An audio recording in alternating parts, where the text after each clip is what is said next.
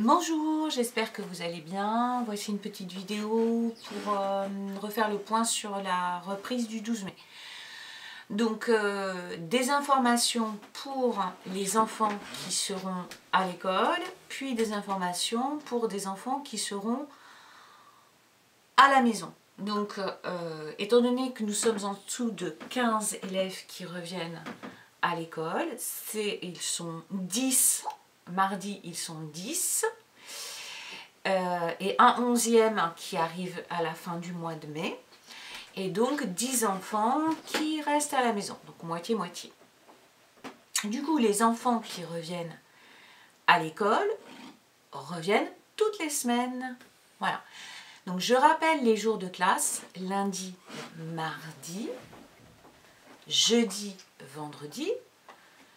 Le mercredi, il n'y a pas classe, il y a un service de centre de loisirs. Ça, c'est à voir avec la mairie pour le mercredi. Alors, les horaires. Pour cette première semaine, attention parce que ça changera toutes les semaines.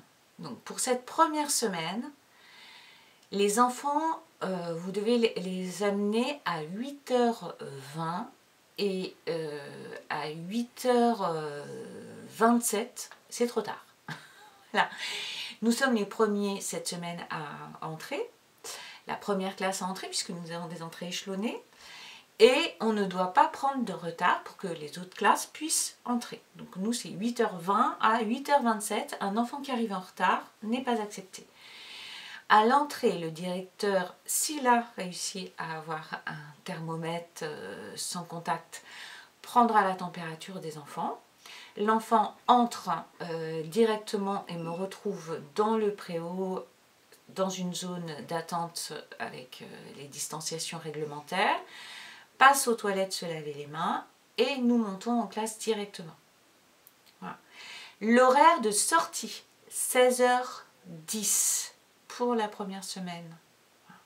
Je redonnerai les horaires toutes les semaines, ne vous inquiétez pas, parce qu'elles dépendent de l'arrivée successive des classes dans l'école et respectent la disposition des classes au premier étage. Allez, ça c'est dit. J'ai dit les horaires. Alors, pour l'instant, l'école est un lieu dans lequel le virus n'existe pas, puisque c'est un lieu désert depuis 8 semaines. Donc, la première chose, c'est de ne pas faire entrer ce virus. D'accord, ici. Donc, prenez la température de votre enfant avant qu'on le fasse à l'école. Les parents, mettez un masque à la grille, une zone, je vous l'avais dit, qui est sensible. On ne fait pas entrer le virus, enfin on essaie par tous les moyens de ne pas faire entrer le virus dans cette zone où il n'est pas. Voilà. Alors, ensuite, en ce qui concerne toutes les règles de circulation et de distanciation dans l'école, donc le directeur nous a fait des super plans, voilà. Tout est étudié. Et hier, nous sommes allés baliser au sol les sens de circulation dans le préau, dans les toilettes, dans les escaliers, dans les couloirs. Moi, je l'ai fait dans la classe, ça vous le verrez sur une petite maquette que j'ai fabriquée pour expliquer aux enfants. Donc, tout ça est organisé. Tout ce qui concerne les flux, donc il n'y a aucun croisement, il y a des distanciations, enfin voilà, tout ça c'est bien organisé depuis hier. À l'intérieur de la classe, donc il y aura un sens, ça vous verrez, je vais faire une petite vidéo pour les enfants. Je vous avais déjà dit et je vous le redis, il y a des zones interdites. Puisque dans le protocole sanitaire, l'empreinte matérielle nécessite une désinfection et une mise à l'écart pendant 5 heures. Pour moi, c'est clair, la bibliothèque est fermée, l'accès aux jeux pédagogiques est fermé. Voilà, comme ça, ça simplifie. Autrefois, on n'avait pas tout ça dans la classe et on n'était pas malheureux, donc vos enfants vont vivre heureux, même si ces espaces-là sont interdits pendant nos 8 semaines d'école. Donc en classe, pareil, vous verrez sur la petite maquette, les distances, les flux, tout ça c'est respecté. Les zones interdites au fond de la classe, mon bureau et toute la partie proche du bureau. Alors, en ce qui concerne le matériel, je vous avais déjà dit l'importance que chacun ait son propre matériel. Chaque enfant est à sa place, d'accord ? Et ne doit toucher que sa place et son matériel. Donc je refais la liste qui est assez simple en fait. Dans sa trousse, on doit avoir un stylo bleu, un stylo rouge, une règle, bon la mienne est un petit peu particulière, une règle toute simple, suffit. On doit avoir un crayon à papier, une gomme, j'ai oublié le taille-crayon, si on l'a ça va, sinon ça j'en ai en plus. On doit avoir de la colle, des ciseaux. Colle, je vais avoir quelques tubes à disposition par jour que je peux désinfecter parce que la colle, elle peut s'arrêter au milieu d'une journée, même si on va coller beaucoup moins de choses. Et alors, donc ça c'est la trousse. Il faut la trousse qu'on appelle de coloriage avec les feutres et les crayons de couleur. Et puis l'ardoise, le stylo et l'effaceur. Voilà, donc ça c'est le matériel indispensable. Il ne peut pas y avoir de prêt aux enfants. C'est pas possible, ils ne peuvent pas s'échanger de choses. Tout ça, ce sera interdit, on va bien leur expliquer. En ce qui concerne les mesures d'hygiène, donc, oui, merci. Alors, donc les enfants vont avoir plusieurs lavages de mains dans la journée, à chaque fois avant d'entrer en classe, à chaque fois en sortant de classe. Ce qui fait quand même plusieurs fois dans la journée. Je n'ai pas compté, mais ça va être 1, 2, 3, 4. Rien que moi, je dois avoir à leur faire laver les mains déjà 6 ou 8 fois, plus le temps de cantine. Donc bah, ils ne vont pas arrêter de se laver les mains, hein, on est bien d'accord. Alors, ensuite, donc la classe, je vais aérer la classe régulièrement. Hein. Par contre, je ne l'aère pas pendant que les enfants sont dans la classe parce que les fenêtres ne sont plus tellement réglementaires étant donné l'âge de l'école. Donc, j'ouvre les fenêtres quand les enfants ne sont pas à l'intérieur. Aération, j'ai dit, les mains, j'ai dit. Donc moi-même, je porterai un masque le plus possible. Il y a des petits moments où j'enlèverai le masque, mais je serai loin des enfants.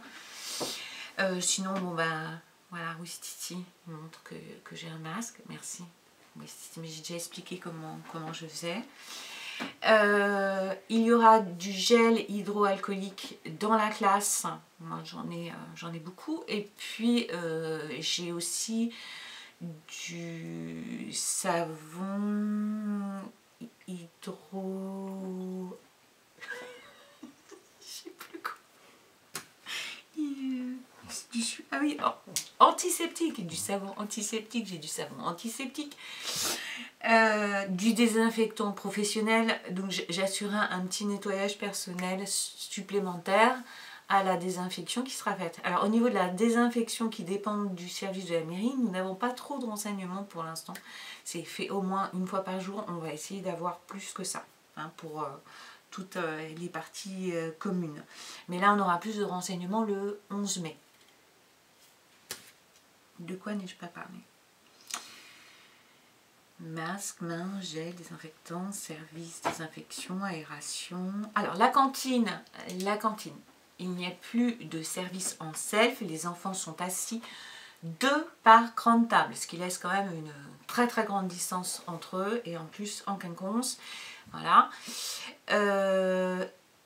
Il y aura donc plusieurs services et entre chaque service, les tables et les chaises sont désinfectées aussi. Ça c'est sûr et certain avec des produits professionnels. J'ai vu ça hier avec le personnel de cantine.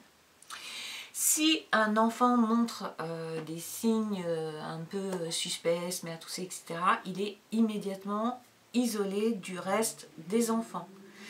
Alors, comme moi j'ai toute une zone interdite au fond de la classe qui est assez éloignée, je peux mettre l'enfant dans la bibliothèque. C'est-à-dire que ça me permet qu'il soit à la fois totalement isolé du reste de la classe et à la fois sous ma surveillance. on appelle immédiatement la famille qui vient chercher son enfant le plus vite possible. Et on suit l'évolution et on prévient toute l'école si un cas est avéré dans l'école, ce qui nous étonnerait. Mais bon, on prend toutes les précautions possibles, évidemment.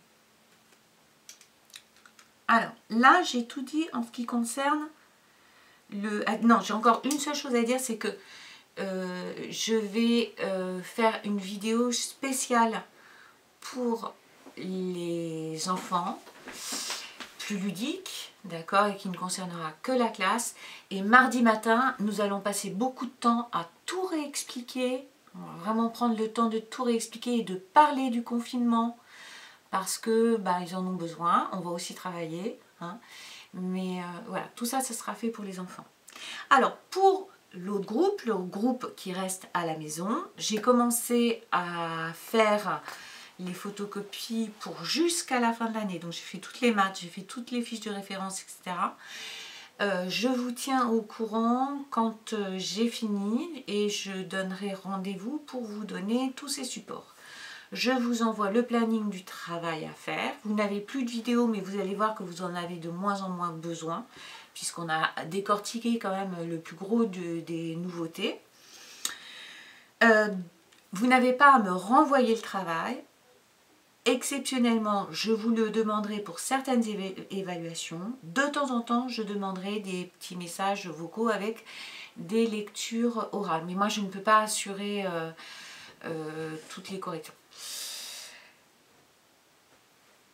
Il y a Cookies qui me fait presser parce que j'ai qu'un quart d'heure, sinon j'ai encore, ça va être terrible pour poster la vidéo. Qu'est-ce que j'ai d'autre à vous dire? Pousse-toi Cookies, pousse-toi. La mise au point c'est sur moi, c'est pas sur toi. Ben, je crois que j'ai terminé. Je crois que j'ai tout dit. Je vais vérifier. Ah oui, en fin d'année. Pousse-toi Cookies.